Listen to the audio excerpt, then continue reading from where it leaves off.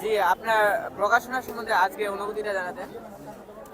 জি, ধন্যবাদ আপনাকে। কিশোর কণ্ঠ কিশোর কণ্ঠ আমি ছোটবেলার পাঠক ছিলাম। এই পাঠক থাকা অবস্থায় অনেক গল্প কবিতা এবং বিখ্যাত বেশ কিছু গল্প কবিতা পড়তাম, যেটা হচ্ছে যে বিশেষ করে এই যে মোশাররফ হোসেন খান, ওনার বেশ কিছু প্রবন্ধ গল্প পড়তাম। তো সেই দিক থেকে কিশোর কণ্ঠ অনেক দিন মিস করেছি এবং আজকে এখানে কিশোর কণ্ঠের স্টল দেখে আমি খুব মানে খুব আনন্দিত যে কিশোর কণ্ঠ আবার পাবলিকলি মানে মানুষ পড়ার সুযোগ পাচ্ছে। আচ্ছা, কতগুলো বই আজকে দেখলেন আর কি? না, আমি বেশি বই দেখি নাই, কেবল এসে দাঁড়ালাম।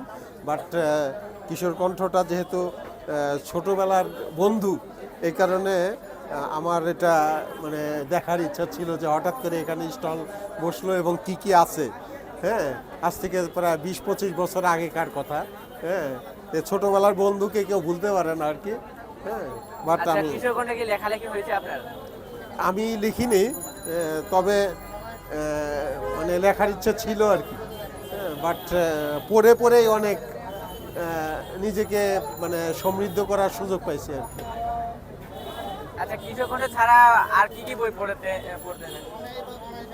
আরও অন্যান্য মানে বই পড়েছি, কিন্তু সেগুলা এখানে দেখতে পাচ্ছি না। যেগুলো অনেক আরও ইসলামী বই পড়েছি, বাট সেগুলো এখানেও পাচ্ছি না আর কি, দেখছি না আর কি। অনেক মানে তার মধ্যে পুরনো হচ্ছে ছাত্র সংবাদ, এটা পুরনো। বাট এখন দেখতেছি ম্যাক্সিমামই নতুন প্রকাশনা আর কি।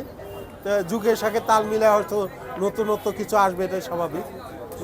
আচ্ছা, আপনার নামটা এবং পেশা কি? আমি মূলত একটা প্রাইভেট সার্ভিসে কাজ করি আর কি। আমার নাম লিটন।